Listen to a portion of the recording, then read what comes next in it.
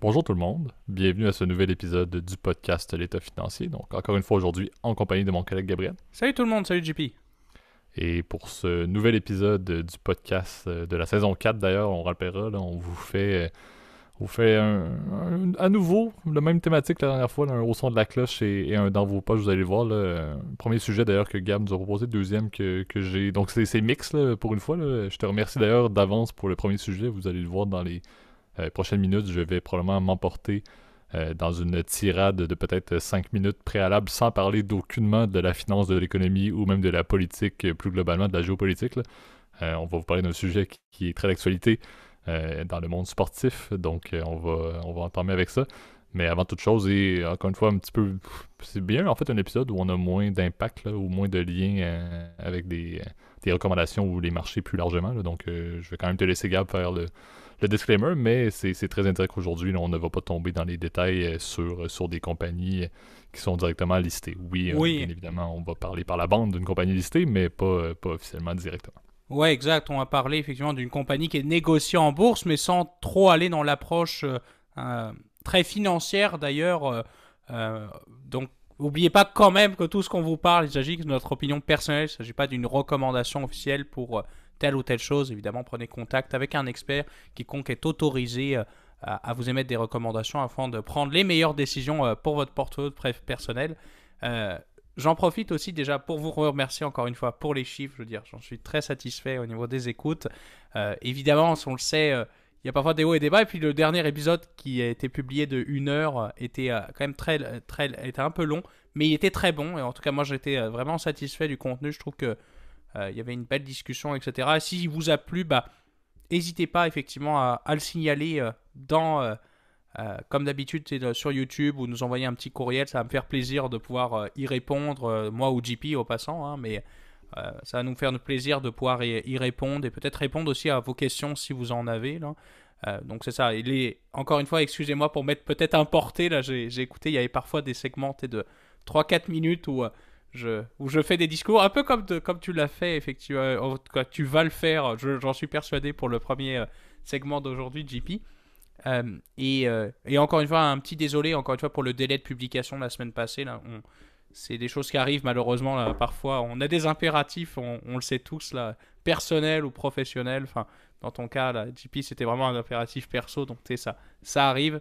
Et si ça se reproduit, bah, encore une fois, vous le savez, c'est pas contre nos volontés, c'est vraiment, on était vraiment super motivés à vous Exact. publier. Non, Et puis en même général, on est toujours très bon pour les publier quand même assez rapidement. Puis on le rappelle, là, on est toujours sur notre fameuse série là, de ne pas avoir manqué une semaine depuis la fondation du podcast en exact. 2020. À l'été 2020, le temps passe tellement vite, là, mais donc on continue sur cette lignée. Et effectivement, le format, là, on va toujours essayer de maintenir le 30 à 40 minutes. Là, on sait que ça peut être plus intéressant à écouter avec quelques exceptions, quelques cas extrêmes, effectivement, où on dépasse l'heure Voilà. quand les passions se lancent. Et je pense qu'on pourra commencer avec quelque chose, un premier sujet qui est notre au son de la cloche, et les passions risquent de se lancer, effectivement. Donc, C'est lançons le premier segment à l'instant. c'est parti.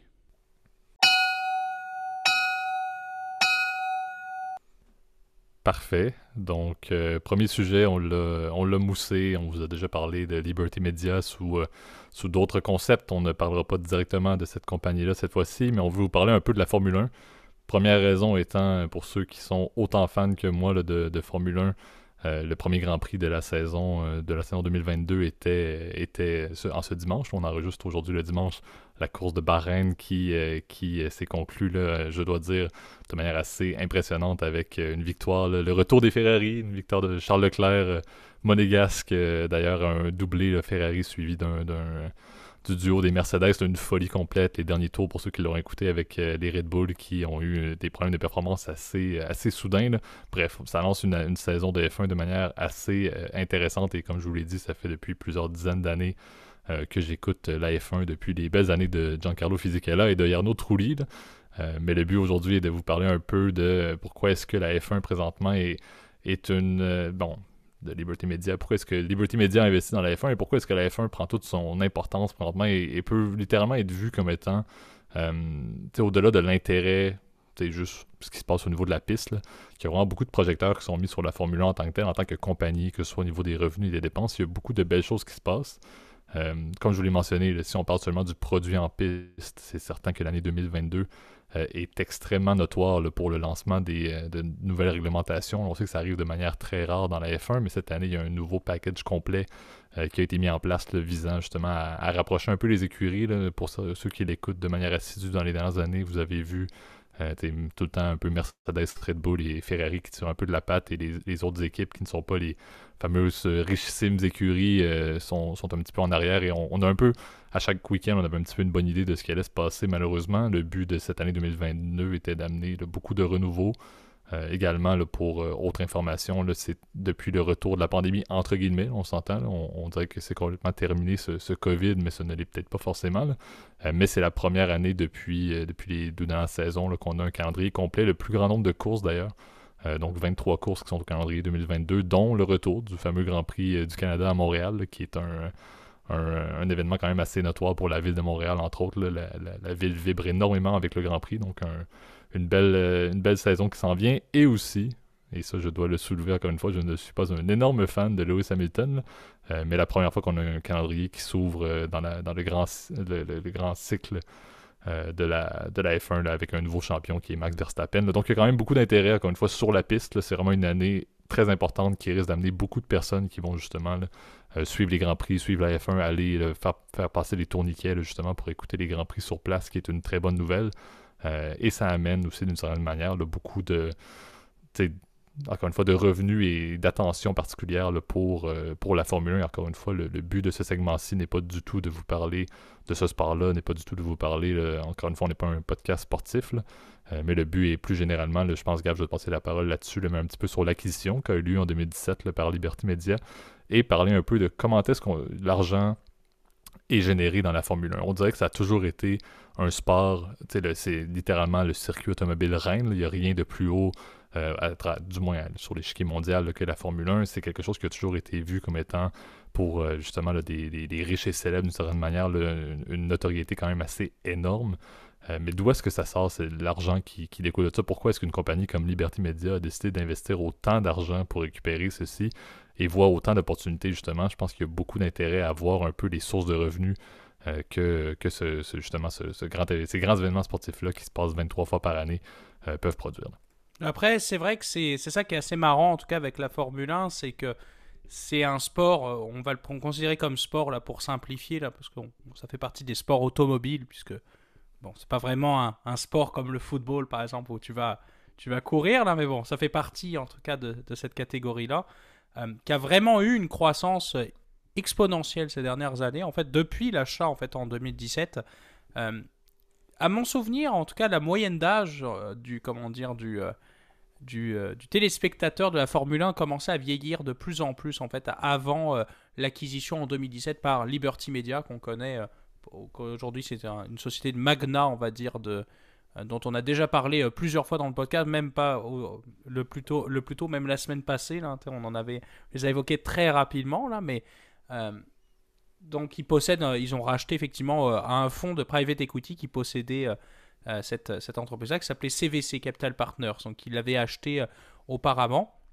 Et il y avait d'autres actionnaires minoritaires, dont notamment évidemment le magnat de la F1, Bernie Ecclestone, hein, qui est évidemment, je pense, le personnage le plus connu évidemment de la Formule 1, puisque c'est lui qui a, dans les années 70, en fait, a révolutionné le sport. Donc c'est un peu le monsieur F1, si tu veux, depuis la fondation en fait du championnat. Donc aujourd'hui la FIA évidemment c'est vraiment leur compétition reine, un peu comme l'est par exemple la Coupe du Monde de la FIFA.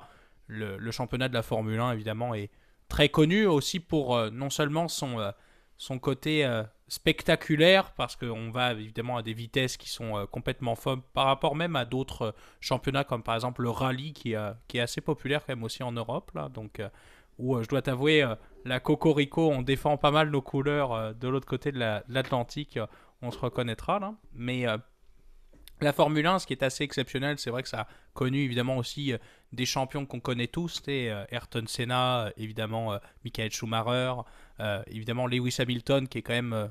qui a suivi, Jacques Villeneuve, s'il vous plaît. Jacques Villeneuve, tout à fait, quand même, qui a été champion du monde, à mon souvenir, qu'une année, absolument. À mon souvenir. Jacques Villeneuve, on a eu évidemment Alain Prost, tu vois, et on a eu plein de champions que tout le monde connaît, si tu veux. Donc, je pense que c'est une des raisons qui contribue à la popularité du sport. C'est que évidemment, c'est très complexe. C'est un sport qui est dangereux aussi. Où, évidemment, on a eu des décès, notamment Monsieur Villeneuve. Donc, qu'on Le va père, citer. Gilles, ouais. Gilles Villeneuve, Ayrton Senna aussi qui est malheureusement décédé dans le Grand Prix de Saint-Marin. Là, donc, Jules Bianchi, d'ailleurs, on le Jules rappellera, Bianchi, là, exact. plus récemment. Exact, et donc c'est ce qui contribue, si tu veux, au côté appealing, évidemment, du sport. Et je pense, c'est le premier facteur, c'est d'avoir un nouvel actionnaire jeune, je te dirais, qui a des nouvelles ambitions, si tu veux, pour retransformer le sport, contribuer, si tu veux, à sa croissance et être capable, évidemment, d'attirer des nouveaux spectateurs.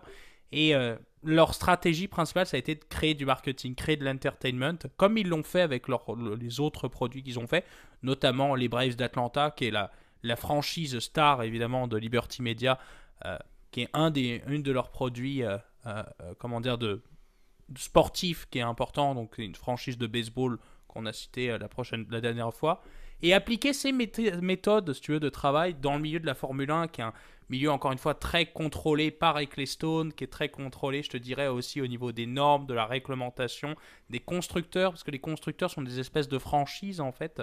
Ils s'achètent le droit, en fait, de compétitionner, en fait, dans cette ligue-là qui est fermée. En fait, tu peux pas y avoir une nouvelle écurie qui se lance comme ça. Il faut qu'elle rachète l'autre et puis qu'elle fasse un accord avec un motoriste, parce que tu as le motoriste qui est dans la voiture, mais tu as aussi après l'équipementier, donc en tout cas la marque de la voiture.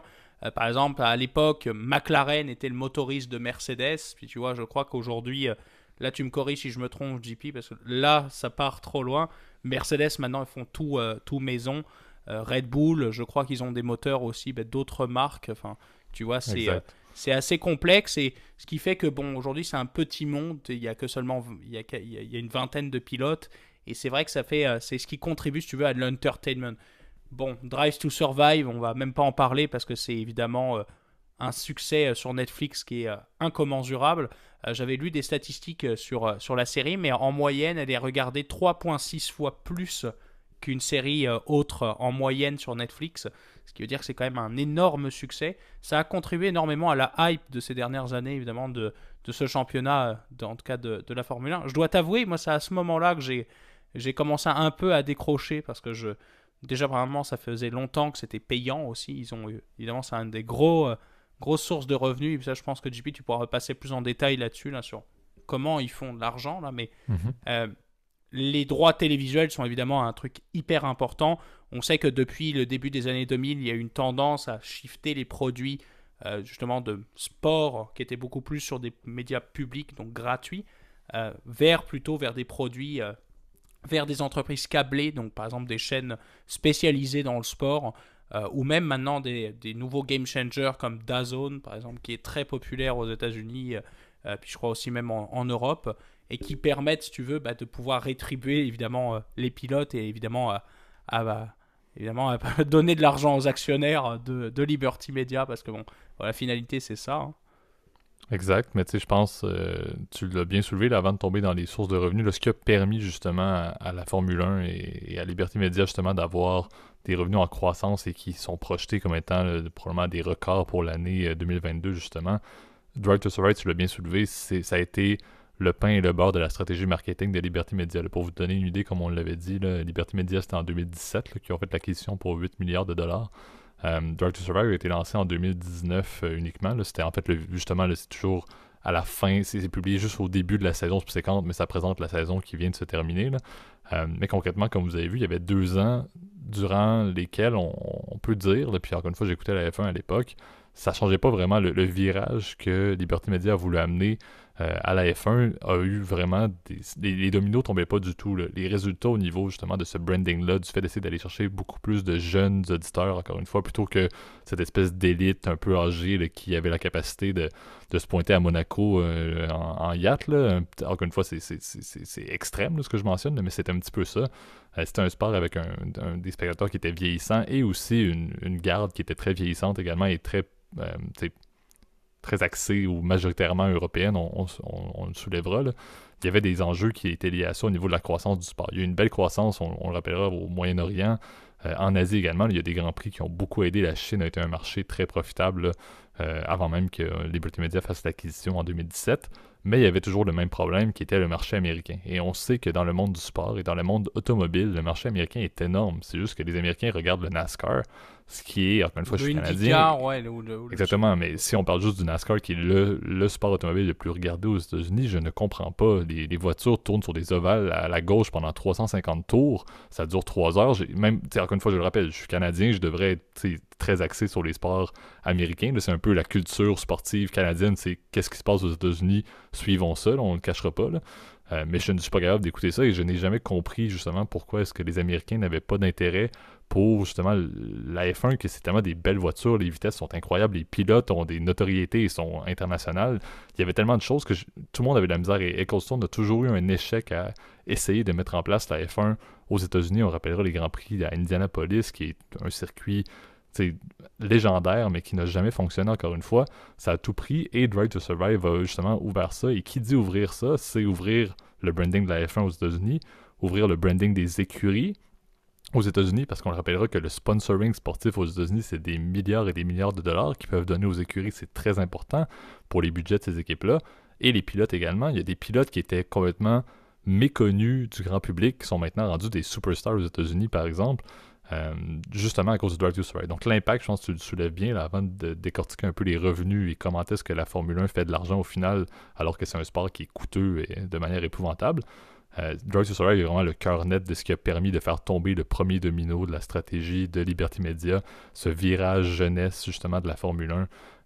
Vient vraiment de là et la croissance maintenant est exponentielle grâce à ceci et c'est ce qui est beau, on s'entend Netflix, plusieurs personnes l'écoutent, vous le voyez souvent, une série qui est rendue à 4-5 saisons, ça tire un petit peu la sauce, mais ce qui est bien avec la F1 c'est que même s'ils veulent en faire 5, 6, 7, on pourrait être rendu à 25 saisons, c'est toujours du renouveau, c'est jamais un peu long ni plate, donc je trouve qu'il y a un intérêt assez notoire et c'est une belle manière d'assurer la croissance.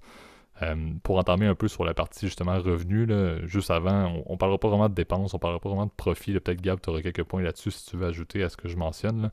Mais vraiment, je veux juste faire un point avant de décortiquer les trois grandes grappes de revenus, si on peut dire. Il faut soulever, là, les coûts sont épouvantables. Les voitures coûtent des centaines de millions à développer. Les pilotes, encore une fois, sont payés des dizaines et des dizaines de millions. Là, on parle, le plus cher payé, c'est 55 milliards de dollars US, c'est Lewis Hamilton. On s'entend que c'est assez imposant comme salaire qu'une écurie doit payer. Donc, les coûts d'opération des écuries, les coûts logistiques, justement, de transport, par exemple, d'un circuit à l'autre, de la Formule 1, du grand cirque de la Formule 1, encore une fois, c'est des dizaines et des dizaines et des dizaines de millions de dollars, on ne se le cachera pas à chaque événement. Donc, il faut que les revenus soient stables quand même pour que justement cette entité-là fasse des profits. On l'a mentionné, la pandémie a été très dure. Il y a eu des quartiles qui ont été très difficiles pour la Formule 1 avec même des pertes quand même assez notoires. Là. Mais présentement, on le voit, les revenus vont bien. Si on parle la première grande source de revenus, les revenus de Grand Prix, et ça, c'est quelque chose qui m'a toujours énormément intéressé. Lorsqu'il y a un événement qui est fait sur une piste, par exemple à Bahreïn ce week-end, le promoteur de ce Grand Prix-là doit payer un montant prédéfini à la Formule 1 et c'est au promoteur par la suite de trouver le moyen de tirer profit. Donc en moyenne, je crois que ça va près un 32 millions de dollars US qu'un promoteur doit payer à la F1 pour qu'un événement soit tenu sur cette piste-là. Par la suite, comme on l'a dit, avec les profits des concessions, avec les profits des billets, etc., c'est le promoteur qui doit s'arranger, mais la F1 fait son argent, obtient son 32 millions et tout va bien, on passe à une autre chose. Donc déjà là, ça fait un bon bloc de revenus si on considère qu'il y a déjà 23 événements à chaque fois et que le risque concrètement de l'événement, ben, c'est le promoteur qui le prend. C'est pas la F1 qui s'en occupe, le promoteur doit s'en occuper, le promoteur doit regarder à la limite avec les paliers gouvernementaux pour obtenir des subventions. Ça, c'est une belle source de revenus stable. C'est encore une fois très prisé, on s'entend. Et ça permet justement, c'est toujours en croissance légère, je crois, d'une année à l'autre d'ailleurs. Là. Mais c'est quand même relativement stable et c'est encore une fois sans risque pour la F1. On se présente chez vous, donnez-nous un 30, 35, 40 millions de dollars US, on est content. Arrangez-vous avec le reste pour votre événement, mais nous, on a obtenu ce qu'on avait besoin. Donc, revenu de Grand Prix, première source quand même stable. C'est pas la principale, bien évidemment, vous vous en douterez. Mais c'est une très stable, c'est un bloc de base qui est assez intéressant pour la F1. Les plus imposants, c'est les deux subséquents, les deux derniers que je voulais parler aujourd'hui. Là. Les revenus publicitaires, on ne le cachera pas. C'est en croissance assez exponentielle. On peut parler des Heineken de ce monde, des DHL, des Rolex, Crypto.com, je pense qu'on peut le nommer à peu près sur chaque type d'événement sportif. Ouais, maintenant actuellement, ça devient terrible. C'est ils font surtout. littéralement des chèques sur tout, à tout moment. Salesforce, qui est tout nouveau d'ailleurs dans le cercle de la F1. Là. Mais tu sais, quand on parle des contrats, là, officiellement à Heineken, on parle d'un 337 millions de dollars présentement là, sur une période, je crois que c'est à peu près un 10 ans, qui avait été signé pour être la bière officielle de la F1. Rolex, 327 millions de dollars également autour, je pense, d'un 10 ans également, pour être comme la montre de luxe officielle de la F1. Salesforce signé cette année, on parle de 30 millions de dollars par année. Donc et ça on parle encore une fois d'un nombre restreint, là, mais toutes les marques de luxe ont un intérêt assez notoire pour être liées, encore une fois, à la F1 au sens large, mais également aux écuries. Là. Vous regarderez, ceux qui ont écouté le Grand Prix, là, vous l'avez très bien vu, bien évidemment. Ceux qui ne l'ont pas écouté, allez voir sur YouTube là, les highlights. Là. Mais si vous regardez la Red Bull, vous regardez la Mercedes, la quantité de sponsors, d'écuries également, là, c'est incroyable. Donc les revenus publicitaires au niveau de la F1 et au niveau des écuries, c'est un des éléments clés dans les opérations, dans les revenus opérationnels de la F1, ce qui fait vivre la F1 en grande partie. Et moi, je serais prêt à dire, encore une fois, c'est pas un place au débat, là, mais je serais prêt à dire que c'est la source de revenus numéro un de la F1, c'est les revenus publicitaires. Maintenant, Gab, je sais que tu as peut-être des points à rajouter là-dessus. Celui qui, peut-être certains défendront, qui serait peut-être le numéro un, les revenus de diffusion. Les revenus de diffusion, c'est quelque chose qui est très dur à définir, encore une fois, parce que pour un sport comme la F1, c'est tellement présenté à travers le monde que c'est dur de faire l'agrégation complète de tous les contrats qui sont signés avec l'ensemble des entités. Mais on parle, pour nommer les principales, on parle des Sky Sports de ce monde, on parle des Canal+ en France, on parle de TSN, RDS au Canada, Fox Sports aux États-Unis. Donc il y a des ententes signées pour des périodes, d'habitude c'est du 5 ans là, de mémoire, là. Mais pour vous donner une idée, là, Sky Sports, c'était 1,3 milliard de dollars US pour un contrat de 5 ans qui a été signé. Là. Donc quand même assez notoire considérant que c'est 23 événements par année seulement qui sont diffusés. Là. Donc c'est un petit peu ça. Puis Gab, je te passe la parole là-dessus. Là. Mais moi, je vois dans ma pyramide là, de priorité, je vois le premier bloc qui est celui le moins important, les revenus de Grand Prix, suivi des revenus de diffusion et suivi des revenus publicitaires. Et je crois que la croissance actuelle liée justement au marché américain pourrait amener, à mon avis, des revenus de diffusion au-delà des revenus publicitaires. Tout dépend bien évidemment des contrats qui vont être signés, mais il y a tellement d'argent au niveau des diffuseurs américains, on ne se le cachera pas, il y a tellement de compétition et de nouveaux joueurs, dont entre autres Amazon par exemple, que c'est possible de faire des contrats de diffusion qui sont encore une fois bien au-delà de tout ce qu'on peut penser au niveau justement là, du publicitaire. Ouais, tu me coupes la parole là-dessus parce que c'est vrai que j'allais te le citer tout de suite. J'allais dire, bah oui, bien sûr, Amazon, parce que ils ont une nouvelle implication, en tout cas de plus en plus visible dans le sport. On sait qu'il y a énormément de compétition, si tu veux, pour ces parts de marché hein, qui ont, en tout cas de visionnage. Je me souviens qu'en tout cas, je crois que c'était Patrick Lelay à l'époque qui disait que la vente, en tout cas le business de la télévision, c'est la vente de temps de cerveau disponible. C'est un peu ça, là, mais c'est aussi aujourd'hui ta capacité à vendre des abonnements, hein, parce qu'on le sait. Je m'étais plaint là d'ailleurs la semaine passée, ou je crois il y a 2 semaines, de la multiplication du nombre d'abonnements que tu dois payer à tous les mois. Bon, ça fait partie évidemment de la stratégie et une explosion évidemment des revenus des contrats télévisuels. On sait que d'ailleurs dans la plupart des championnats sportifs, etc., les revenus, en tout cas les revenus pubs de télé, si tu veux, ont complètement explosé. On parlait, tu vois, il y a 2-3 ans en France du contrat au milliard sur 3 ans, si tu veux, qui a évidemment fait beaucoup parler, puis évidemment, ça a évidemment foiré complètement en Ligue 1, puisque l'attractivité de notre championnat n'est pas ce qu'il est. La grande force, en revanche, de la F1, c'est que c'est évidemment un sport unique, si tu veux. Tu n'as pas de compétition, si tu veux, tel que tu peux l'avoir, par exemple, dans le football, où tu as plein de championnats majeurs, où évidemment le temps de cerveau en tout cas disponible est assez limité. Tu peux pas t'amuser à aller regarder 5 championnats et bien suivre efficacement, à moins que tu n'aies pas de vie de famille là, mais bon, ça c'est rendu Ouais. là, c'est un autre débat. Ou avoir une copine très permissive aussi, ça peut être, ou un copain aussi si vous êtes de sexe féminin et que vous nous écoutez. Alors que tu vois, la F1, si tu veux, ça dure 2 heures, un événement, en tout cas une course. Si tu veux, c'est ça qui est fun, et tu as très peu de compétition. t'as aucune compétition qui équivaut la F1 en termes de qualité et en termes, tu veux, d'exposition mondiale, hein. D'ailleurs, c'est ça que je trouvais assez drôle aussi, et je me permets de revenir là-dessus, là, vraiment désolé JP, là, mais justement maintenant, tu as de plus en plus de pays en fait maintenant qui veulent hoster une course de F1, notamment les pays du Golfe, tu vois, Bahreïn, c'est assez récent en fait qu'ils possèdent leur Grand Prix, parce que je crois qu'Abu Dhabi l'avait précédemment. On voit qu'il y a aussi un côté soft power, hein, derrière, évidemment, le fait de hoster ou non un Grand Prix. Euh, et c'est important désormais, bah, tu vois, pour ces acteurs-là de pouvoir évidemment hoster un Grand Prix. Aux États-Unis, tu vois, et ça fait partie, je pense, aussi de la stratégie de Liberty Media. Il y a maintenant un Grand Prix, je crois, de Miami aussi en Floride. Pas encore, Qui est, effectivement, mais ça s'en vient. c'est ça, qui devrait s'en aller cette année, là, qui, pareil, fait partie, je pense, du deal d'américaniser le sport, d'aller chercher ces parts de marché qui regardaient pas la F1, regardaient la NASCAR. Donc, tu vois, ça fait partie, évidemment, de l'intelligence, là, en tout cas de la stratégie. Pour ce qui est des revenus, pour revenir, du coup, sur les TV rights, bah, les TV rights, évidemment, ils explosent. Tu l'as bien cité, Sky Sport, qui est à l'origine, qui a été fondé par Rupert Murdoch en Angleterre, là, donc, qui était une filiale de News Corp à l'époque. Et ben tu vois, ils sont de plus en plus d'appétit pour le produit sportif. On le sait aussi, BT Sport est aussi évidemment très agressif sur ce truc-là, sur la plupart des compétitions sportives. Canal Plus en France, il y a pas mal la guerre avec d'autres diffuseurs comme RMC, comme Beansport, qui est une chaîne qui est possédée par le Qatar aussi. Alors qu'aux États-Unis, là, tu vois, tu as ESPN qui essaye d'aller regagner de la vitalité avec leur nouvelle plateforme ESPN+. Et ce qui fait que ça fait monter évidemment les enchères d'Azone, on en a déjà parlé, mais c'est évidemment un nouvel acteur. Et Amazon qui veut se lancer progressivement. D'ailleurs, aujourd'hui, c'est le diffuseur de la Ligue 1. Et je pense que c'est un essai, si tu veux, de se lancer dans l'industrie évidemment du sport qui, je te dirais, est assez rentable parce que, encore une fois, tu vends du temps de cerveau disponible et tu vends évidemment de l'espace publicitaire, comme peut l'être, par exemple, tu l'as bien dit, le contrat avec la marque de bière que tu as cité, que je ne reciterai pas une deuxième fois.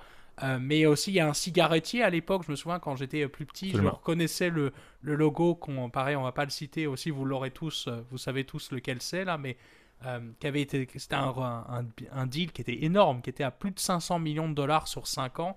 Tu vois que c'est juste pour avoir un logo d'une marque de cigarettes bien connue, avec un logo rouge et une écriture noire. Et d'ailleurs, c'est assez drôle, il était caché en fait ce logo-là dans les endroits où c'était illégal de faire de la publicité de tabac, et c'était juste les rayures. Et pourtant, c'était rendu si fort cette image, cette association mentale qu'on peut faire avec, encore une fois, cette marque-là, et bien que les gens reconnaissaient aussi, malgré que le nom ne soit pas écrit en entier. Donc pour te dire que oui, la F1, ce qui sont assez malins, c'est leur stratégie de diversification, leur stratégie d'aller chercher des parts de marché, des parts d'audience dans des pays où ils n'avaient pas l'habitude de compétitionner, internationaliser le sport grâce aux produits évidemment avec Drive to Survive, mais d'autres choses aussi, les jeux vidéo aussi, que bon, t'as les jeux sur Xbox, puis sur PlayStation, tu vois, tout est conçu, si tu veux, pour en gros créer aussi autour des fans aussi une certaine association aussi avec leurs coureurs. On sait que Verstappen est très populaire quand même depuis quelques mois, malgré en Hollande, tu vois, qui n'est pas un pays, je pense, particulièrement connu, en tout cas pour leur sport automobile. En tout cas, c'est plus, à mon souvenir, le football qui est le sport national en Hollande. Comme quoi, tu vois, tout est réfléchi évidemment chez les dirigeants de Liberty Media. C'est des stratégies de très long terme pour révolutionner un sport qui pouvait penser qu'il était assez figé, si tu veux, qu'il était destiné à je dirais, au grand-père qui s'ennuie le dimanche. Mais aujourd'hui, c'est un produit qui target en fait les 18-40 ans, qui est cette classe que tu veux aller chercher, qui va consommer pendant longtemps le produit télévisuel, là. Exact. Non, c'est vraiment impressionnant. Encore une fois, là, je pense que c'est un bon segment à faire, là, la F1, comme on l'a dit, sport de plus en plus international. Et vous regardez, vous pourrez jeter un œil là, justement à la ligne de départ. Chaque pays clé qui est reconnu pour avoir des fans justement de sport automobile sont représentés sur la grille, à l'exception des États-Unis, si on le cachera pas, là, sans donner de pointe à nos voisins du Sud sur leur talent automobile. Il y a un pilote canadien, il y a un pilote japonais, il y a un pilote chinois, il y a une représentativité qui font également, là, au-delà de seulement avoir des Français, des Allemands et des Anglais, là. Donc ça montre encore une fois la diversité de ce sport-là et justement le potentiel de croissance. Un peu, tu l'as bien soulevé, la logique de la Coupe du Monde, c'est un petit peu ça. Moi, je vois la F1 comme étant unique comme l'est le football, mais tout aussi discutable et tout aussi abordable, si on peut dire, à travers le monde. Donc c'est ce que je trouve quand même assez intéressant pour l'auditeur moyen. Donc un beau sport en croissance, c'est très intéressant justement d'avoir une compagnie comme Liberty Media qui amène une toute nouvelle vision dans justement un sport qui était très, très européen de 60 ans et plus qui écoutait ça. Là. Donc j'avoue que c'est assez beau de voir. On verra la suite. Encore une fois, là, c'est très jeune comme croissance quand même pour Liberty Media, là, seulement 5 ans depuis l'acquisition, mais il y a beaucoup de belles choses qui se passent.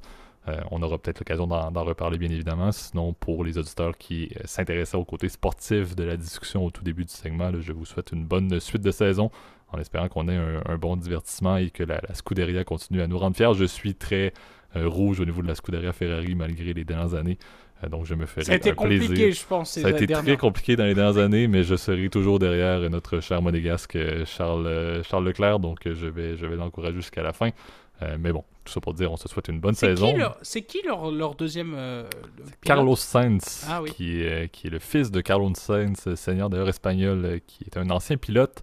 Pour information, et encore une fois, on ne tombera pas dans le sujet sportif, de McLaren, qui a fait une performance complètement patate dans ce premier Grand Prix, malgré leur performance assez bonne dans les dernières semaines. Mais bon, encore une fois, si vous voulez qu'on fasse un podcast sportif, on fera peut-être l'état financier sportif, je ne sais pas, à suivre. Mais pour l'instant, passons au deuxième segment qui va rester dans la trame financier-économie avec un place au débat. Parfait. Donc, sujet encore une fois que j'ai proposé. On revient et encore une fois, le but n'est pas du tout de parler du CEO de la compagnie qui s'occupe de Starlink. On ne veut pas faire un segment sur Elon Musk à nouveau, mais on veut quand même tomber un petit peu plus dans les détails de Starlink. On s'en est rendu compte qu'on en a effleuré le sujet, si je ne me trompe pas, au moins dans la saison 2. Mais on a vraiment parlé de cette compagnie-là plus largement. Il y a quand même un intérêt assez notoire dans la structure et dans justement la planification des activités de SpaceX, qui justement sont responsables du produit qui est Starlink. Mais également, je trouve que c'est très d'actualité présentement avec ce qui se passe là, au niveau de l'Ukraine. Là. Starlink prend énormément là, de responsabilités justement dans la capacité des Ukrainiens à continuer à accéder au réseau Internet malgré les bombardements qui détruisent une bonne partie de l'infrastructure et coupent l'accès connu et l'accès historique là, par bonne vieille tour là, à un réseau fonctionnel. Donc en temps de guerre, on remarque que Starlink prend toute sa pertinence et je pense que ça aide beaucoup.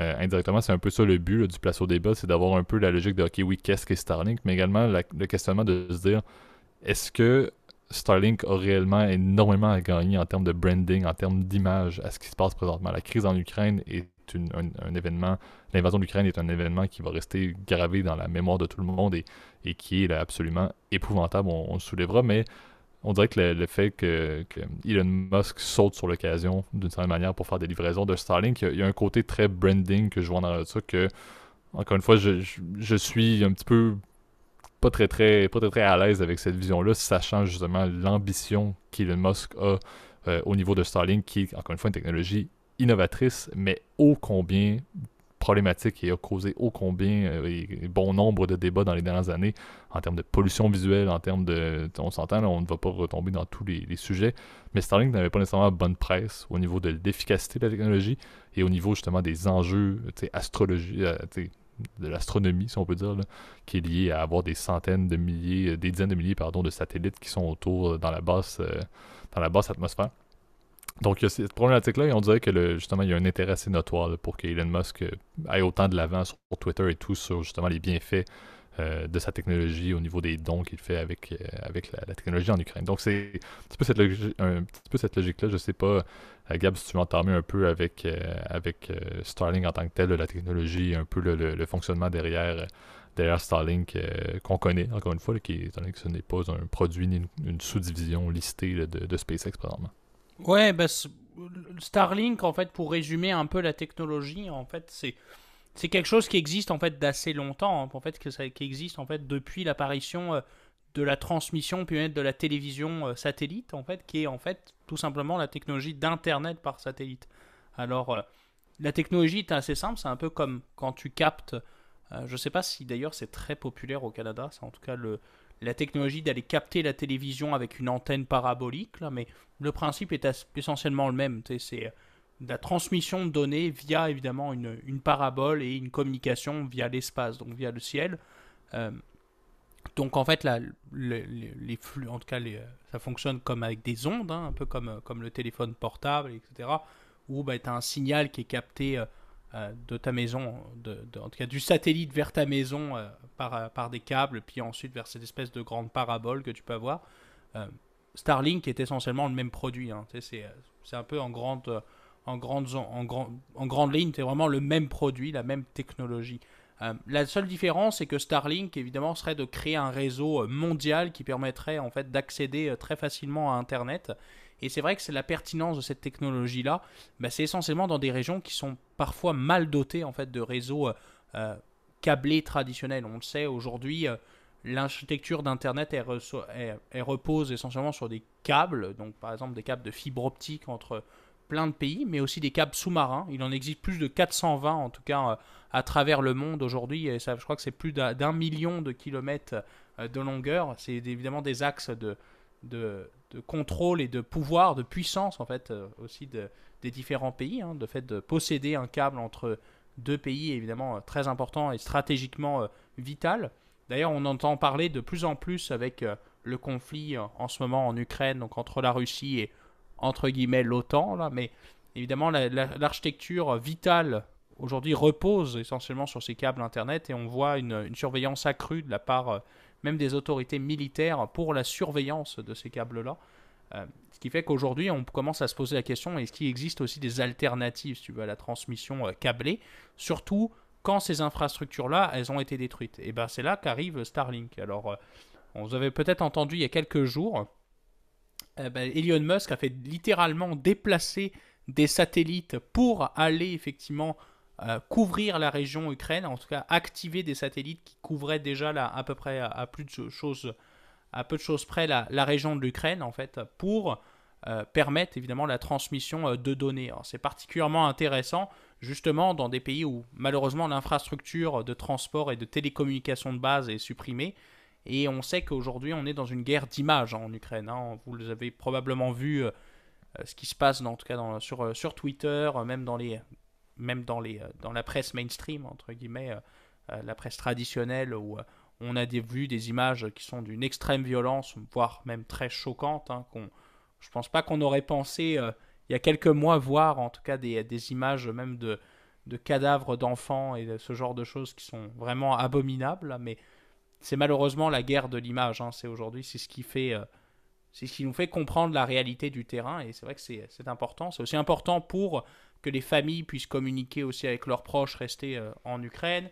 Permettre aussi le déploiement d'infrastructures militaires, surtout des infrastructures de défense, de ce que je comprends des dernières nouvelles du front en Ukraine. Donc c'est l'acheminement et le transport et vraiment le fait d'avoir une infrastructure de télécommunication qui est stable évidemment fait partie de cette guerre numérique qui est de plus en plus importante aujourd'hui. Et on voit que justement l'Ukraine a été assez malin en fait de demander l'aide et Elon Musk, faut le créditer là-dessus, a vraiment donné ça généreusement, en tout cas ces stations Starlink, justement pour pouvoir accéder beaucoup plus facilement à Internet dans des régions où malheureusement, là, tu as de la difficulté à avoir des câbles qui fonctionnent, tu as parfois des débits qui sont lents, des infrastructures comme des tours de télécommunications cellulaires qui sont parfois cassées aussi. Et c'est là où l'intérêt de cette technologie-là. Évidemment, par contre, tu l'as bien dit, JP, et je te laisserai peut-être continuer là-dessus peut-être pour développer, là, mais ça vient avec ses forces, ça vient avec ses défauts. La technologie Internet, je te dirais satellitaire, elle est en tout cas très connue pour un problème majeur qui s'appelle la latence. En fait, la latence, c'est le délai en fait entre le moment où tu effectues une requête, quand par exemple, je sais pas, tu ouvres une page sur Google, et le moment où tu le reçois. Souvent, tu as une latence qui est assez faible et qui fait que c'est assez désagréable. Par exemple, quand tu parles par Skype ou aujourd'hui par Zoom, parce que j'ai l'impression d'ailleurs que plus personne n'utilise Skype, c'est assez triste. Absolument. Paix à son âme. Tu vois, c'est très désagréable d'avoir ce délai de 1 seconde comme on avait le temps, par exemple, par le passé. D'ailleurs, ça me rappelle à l'époque, tu vois, quand tu regardais des envoyés spéciaux en temps de guerre, tu vois, t'entendais ce décalage d'à peu près 4-5 secondes qui fait que, par exemple, jouer en ligne avec quelqu'un qui utilise de l'Internet satellitaire, c'est insupportable, c'est même injouable, parce que tu as ce décalage rend évidemment très compliqué évidemment la transmission. De ce que j'ai compris, Starlink essaye de remédier à ce process-là. J'ai pas tellement compris comment. Je pense que c'est un meilleur maillage en fait de l'espace, là. Ben, d'une certaine manière aussi, il faut le soulever. Là. Tu sais, Starlink, c'est éprouvé que le but de cette technologie-là, c'est pour des zones moins urbaines, des zones moins urbanisées, encore une fois, là, parce que Starlink n'a pas, comme tu l'as dit, là, la capacité ne sera pas comparable à un bon vieux système avec des tours de télécommunications terrestres pour des zones de ville. Donc, les zones urbaines devraient se maintenir, encore une fois, avec les compétiteurs locaux que vous connaissez. Starlink est vraiment là pour aller chercher justement des marchés où le besoin de se connecter justement au réseau est éprouvé, mais les coûts liés au fait de développer des infrastructures de télécommunications terrestres est trop élevé, ou bien, encore une fois, soit c'est le privé qui n'est pas intéressé, soit c'est les gouvernements qui ne sont pas non plus. Donc, Starlink vise vraiment le fait d'aller chercher justement des zones qui ne sont pas bien desservies présentement et qui soient par intérêt, encore une fois, commercial, mais encore une fois, surtout avec des subventions gouvernementales, mais leur technologie pourrait être développée. On parle, encore une fois, tu l'as soulevé, là, pour que Starlink soit, efficace en termes de réseau. Là, on parle d'à peu près de 12 000 satellites opérationnels qui doivent être lancés d'ici 2025. C'est le bon vieux Falcon 9, là, l'espèce de fusée hyper efficace et efficiente et opérationnelle de SpaceX là, qui est utilisée. On parlait, là, si je ne me trompe pas, là, en 2020, là, il y a eu un total là, de, je ne me souviens plus combien exactement de lancements, là. 14 lancements pour être exact, là, mais il y a toujours de plus en plus de lancements d'une année à l'autre. Mais tout ça pour dire que c'est 12 000 satellites et encore une fois, le problème, c'est au-delà de développer une technologie qui est efficiente, au-delà d'avoir encore une fois des accords avec des paliers gouvernementaux, par exemple, pour que des zones géographiques moins bien desservies soient fournies par Starlink.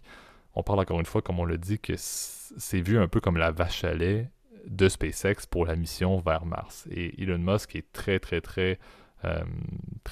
ouvert sur ses commentaires de dire que autant d'ici 2025, il va avoir 12 000 satellites opérationnels et une technologie qui est efficiente, mais il veut également avoir 40 millions d'abonnés pour atteindre des revenus qui, au final, comme il le soulève, là, seraient 10 fois supérieurs à ce qu'ils font au niveau des lancements avec SpaceX plus largement. Donc, le potentiel de Starlink, encore une fois, en tant que capacité commerciale et capacité de revenus, justement, pour les intentions de SpaceX prend énormément d'ampleur. Et c'est là où, encore une fois, connaissant Elon Musk, il y a toujours deux côtés à la médaille d'une certaine manière, et il est un fin renard au niveau commercial et au niveau branding, on se le cachera pas. Là. Il est du genre, on le rappelle, à faire un tweet et à pouvoir rebalancer complètement un stock de compagnie, on s'entend, là, on en a soulevé et on a plusieurs cas historiques, même dans sa propre compagnie qui est Tesla, là, qui a fait plomber le titre complètement il n'y a pas si longtemps, juste avec un tweet. Mais tout ça pour dire qu'effectivement, Starlink, technologie intéressante, qui a encore besoin de beaucoup d'améliorations, des utilisateurs qui sont pas nécessairement encore autant au rendez-vous qu'on le voudrait. Là. Je pense que, encore une fois, comme on l'a dit, la cible du 40 millions, là, on n'est pas à la porte présentement en termes d'utilisateurs actuels du tout. Et c'est là justement là, où il y a à se questionner où est-ce qu'on s'en va avec Starlink et où est-ce que justement cette aide-là, ce support très louable, là, encore une fois, à l'Ukraine va permettre peut-être de faire tomber Starlink c'est un peu le test run officiel. C'est à l'échelle internationale, si Starlink est réellement en mesure de justement faire gagner cette guerre numérique-là, encore une fois, là, pour l'Ukraine, alors qu'en général, des pays qui subissent une invasion sont souvent fortement affectés et perdent cette guerre-là. Donc, si Starlink est capable d'être le backbone, justement, des communications entre l'Ouest et l'Ukraine, et même pour, justement, le fait de partager ce qui se passe en Ukraine présentement, qui est extrêmement important, justement, je pense que ça peut être quelque chose qui pourrait être, justement, l'espèce de tape dans le dos pour que Starlink, justement, puisse commencer enfin à avoir une augmentation de ses utilisateurs et donc de ses revenus, ce qui est une cible encore une fois pour 2025, et pourrait aussi amener à ce que Starlink arrête d'être un peu le mouton noir en termes de lancement de satellites présentement. Dès qu'il y a un nouveau lancement, le nombre de personnes qui s'y opposent est toujours en croissance, encore une fois, comme on s'est parlé, le fait que c'est une pollution satellitaire assez épouvantable pour l'atmosphère terrestre. Et c'est quelque chose qui est fait, encore une fois, dans un contexte tellement déréglementé que Elon Musk, à la limite, à part mettre de côté l'opinion impopulaire, là, ben, il peut faire ce qu'il veut parce que s'il n'y a tellement pas de réglementation, s'il veut avoir 12 000 satellites, il peut très bien présentement. C'est réellement pas un enjeu à cause des lois spatiale qui existe, là. Donc c'est là où moi j'ai quelques petites problématiques, là. J'aime beaucoup cette compagnie-là. J'aime, encore une fois, on le mentionne, SpaceX, j'aime bien ça. Donc j'aime que SpaceX développe un réseau justement de télécommunications qui puisse justement lui permettre de continuer à croître en tant que compagnie privée SpaceX. Mais il y a aussi cette logique-là de dire j'espère qu'en arrière de la bonne intention envers le peuple ukrainien, il n'y a pas une intention commerciale cachée d'Elon Musk qui est tout aussi imposante d'une certaine manière, qui est vraiment de dire, tu sais, un intérêt de branding qui serait, encore une fois, à mon avis, un peu tu sais, je vais dire malhonnête. Encore une fois, on est dans un place au débat, donc c'est un peu opinion, là. Mais j'ai cette crainte-là. J'espère que ce n'est pas le cas. J'espère que c'est vraiment, encore une fois, sous des fins louables à 100% et sous des fins humanitaires. Mais j'ai la crainte, encore une fois, que c'est un petit peu l'événement qui va permettre justement à Starlink de prendre son envol. Et c'est pas quelque chose que j'apprécie particulièrement. J'aimerais que les fins commerciales n'existent pas du tout, mais j'ai un doute justement sur ces intentions-là. Et c'est ce qui me dérange un petit peu. C'est ce qui me rend un petit peu mal à l'aise face à cette situation-là, sachant encore une fois que les délais, le 3 ans qui reste avant 2025 pour les énormes cibles, encore une fois que Musk s'est fixé, et on sait que lorsque Musk se fixe des cibles, en fait, le but c'est de les atteindre et de les dépasser, là, et il tirait de l'arrière assez fortement sur ses cibles depuis quelques temps. Donc c'est là où, encore une fois, c'est un petit peu le doute que j'ai, et je sais pas qu'est-ce que t'en penses, Gab, là, c'est un peu le tour de mon opinion sur le sujet, là, donc je te passe Non, mais la parole, je respecte entièrement, je dirais, ton point de vue. Puis c'est vrai que c'est normal, tu sais, surtout dans une situation aussi particulière où on souhaite le moins possible exploiter la misère des gens, hein. Tu sais, c'est un peu c'est toujours des choses que les gens se posent, hein, tu sais, quand tu as une intention, tu vois, qui peut au premier abord avoir l'air sympathique, faut toujours se poser, est-ce que c'est réellement désintéressé, ou est-ce que au contraire c'est quelque chose qui a une intention noble en première vue, mais en fait qui est juste une espèce de, de, de shito marketing, là, c'est un peu ça là. Mais je pense que dans le cas, en tout cas de l'Ukraine, c'est assez noble parce que bon, Elon Musk, j'ai l'impression, il a plus vraiment grand chose à faire, hein, je pense pas au niveau des achievements que son compte en banque ce soit un problème là. Je pense pas qu'il ait les mêmes problèmes que nous à se dire comment je vais remplir le frigo aujourd'hui. Alors c'est peut-être quelque chose de très noble aussi qui est derrière ça. Et bon, si tel est le cas, regarde, c'est une bonne opération. D'ailleurs, c'était assez drôle, mais il avait parlé, non seulement il a eu l'occasion de discuter aussi avec le ministre ukrainien, je crois, justement des télécommunications, puis de la communication média, de ce que j'avais compris, là, mais il avait justement eu l'occasion de parler, hein, aussi de l'espace, etc. Chose qui, tu vois, en temps de guerre, tu te dis, bon, c'est peut-être pas la priorité, et, tu vois, c'est quand même quelque chose d'assez positif. Je pense il a cette vue d'aller dire, bon, moi, je pense que l'avenir appartient à l'espace, à comment on est capable d'exploiter les ressources extraordinaires qu'il peut avoir partout, notamment sur Mars, hein. On sait que c'est l'objectif ultime de SpaceX et puis aussi de la NASA, hein, puisqu'il y a un retour en force aussi de la stratégie spatiale, hein.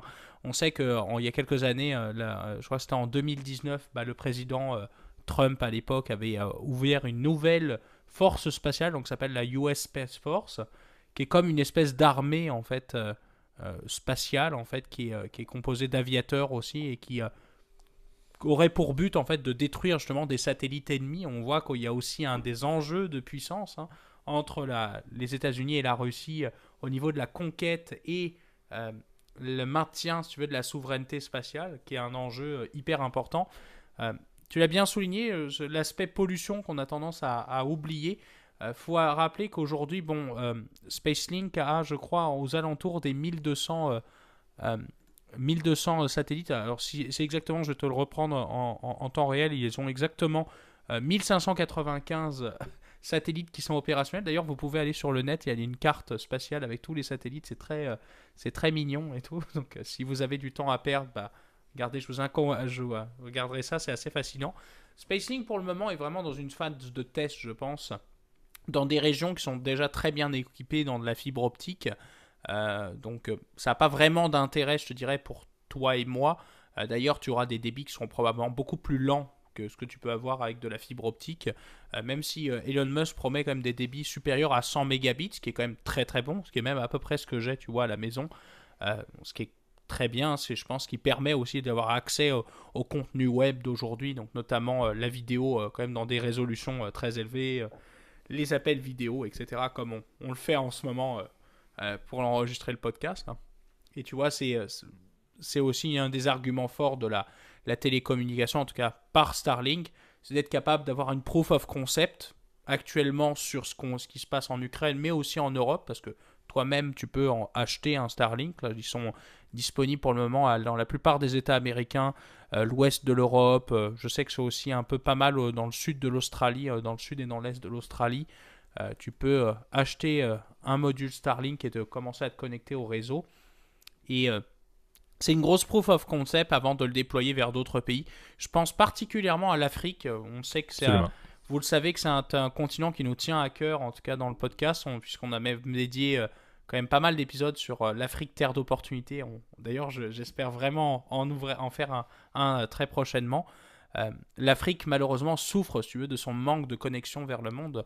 Pour revenir aux histoires de caps sous-marins, tu vois, l'Afrique malheureusement est entourée de caps sous-marins, mais beaucoup moins que, par exemple, en termes d'épaisseur par rapport à l'Amérique et l'Europe, si tu veux. Et ce qui fait que ils sont très dépendants de l'infrastructure qui relie la capitale ou le port vers les contrées extérieures. Et malheureusement, ces infrastructures sont souvent de très mauvaise qualité.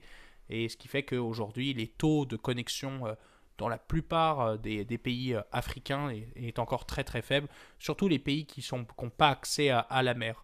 En tout cas, c'est un débat que je trouve passionnant. Et évidemment qu'on aura l'occasion, je pense, de continuer peut-être une prochaine fois, là, peut-être dans un autre Afrique terre d'opportunité. Absolument. Absolument. Donc encore une fois, c'était une petite conclusion d'épisode sur Starlink, qui est une compagnie intéressante, encore une fois, là, qui est une sous-division présentement de SpaceX. On n'a pas parlé, encore une fois, là, de l'avènement où SpaceX deviendrait éventuellement une compagnie listée. Même, on parle de peut-être faire une scission de Starlink pour que Starlink soit rendu une entité listée externe à SpaceX. Donc, beaucoup encore une fois, de sources de prochaines discussions. Là. Donc, c'est certain que c'est une compagnie, encore une fois, que je suis beaucoup. Mais effectivement, là, qui pourrait amener peut-être des changements au courant de cette année ou dans les prochaines années, bien évidemment. On aura l'occasion d'en reparler dans le podcast. Comme toujours, pour compléter ce nouvel épisode, je vais te laisser, Gab, faire le mot de la fin pour nous lancer déjà vers la semaine prochaine. Oui, n'oubliez pas évidemment de partager notre épisode si ça vous a plu, ou notre podcast de manière plus générale, à mettre un petit like sur la vidéo YouTube, à mettre un commentaire aussi si vous avez des questions. Vous avez aussi l'adresse courriel et toutes les sources. On essaye en tout cas de les mettre au maximum possible dans la description. Vous pouvez sinon vous abonner sur les plateformes audio, Spotify, Apple Podcast, Overcast, Google Podcast, Amazon Podcast, Deezer. J'en ai peut-être oublié une ou peut-être que j'en ai mis trop. Enfin, c'est pas très grave. Toutes les plateformes audio en tout cas pour nous retrouver à chaque semaine. On vous remercie pour votre fidélité. Puis encore une fois, on vous souhaite à tous une très belle semaine. Bonne semaine tout le monde.